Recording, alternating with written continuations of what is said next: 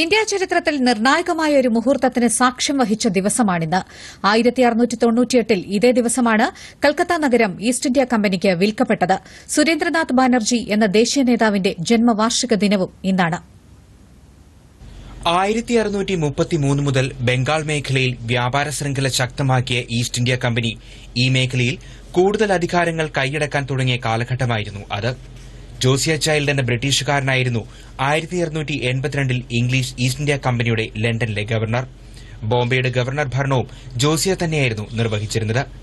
ബംഗാളിൽ കൂടുതൽ അധികാരമുറപ്പിക്കുന്നതിന് ലക്ഷ്യമിട്ട് വില്യം ഹെഡ്സ് എന്ന വെള്ളക്കാരനെ ജോസിയ അങ്ങോട്ടേക്ക് അയച്ചു. എന്നാൽ ബ്രിട്ടീഷുകാരുടെ ഗർവ് അന്നത്തെ ചക്രവർത്തിയായിരുന്ന ഔറംഗസീബിനെ ചൊടിപ്പിച്ചു.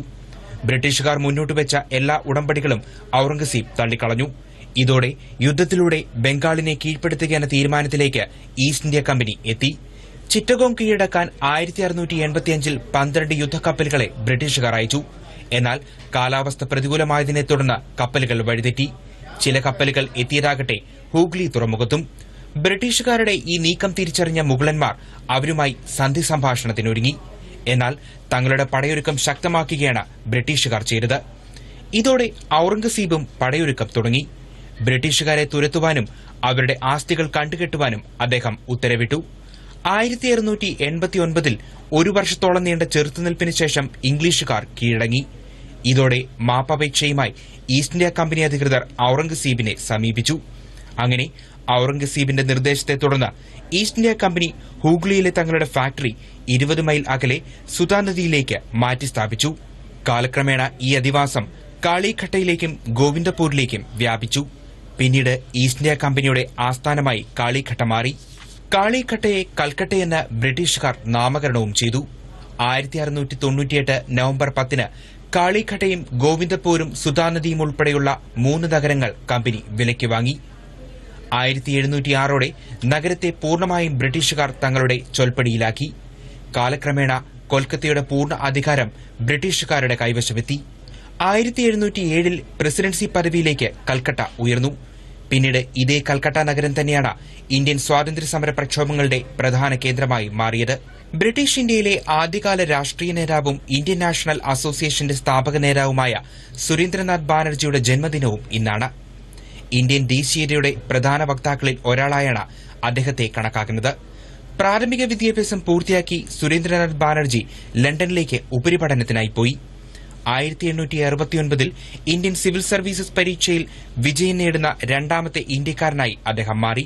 എന്നാൽ 1874 അദ്ദേഹം സർവീസിൽ നിന്നും ഡിസ്മിസ് ചെയ്യപ്പെട്ടു.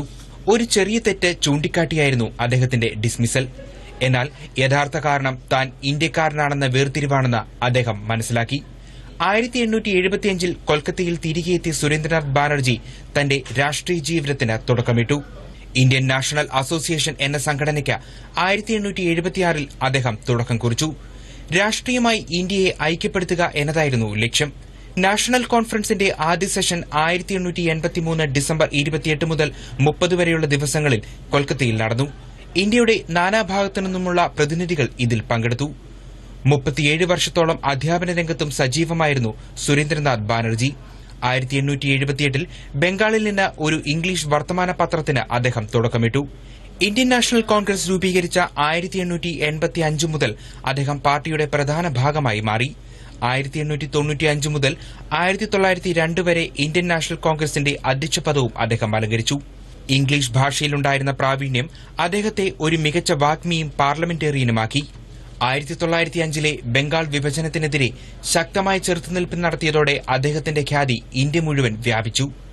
ഈ കാലഘട്ടത്തിൽ ബംഗാളിലെ കിരീടം വയ്ക്കാത്ത രാജാവ് എന്നായിരുന്നു സുരേന്ദ്രനാഥ് ബാനർജി അറിയപ്പെട്ടിരുന്നത് തന്നെ. പിന്നീട് 1921 ബംഗാൾ ലെജിസ്ലേറ്റീവ് കൌൺസിലിലേക്ക് അദ്ദേഹം തെരഞ്ഞെടുക്കപ്പെട്ടു. അതേ വർഷം തന്നെ മന്ത്രിയായും അദ്ദേഹം ചുമതലയേറ്റു. 1925 അദ്ദേഹം അന്തരിച്ചു. News desk, Doordarshan.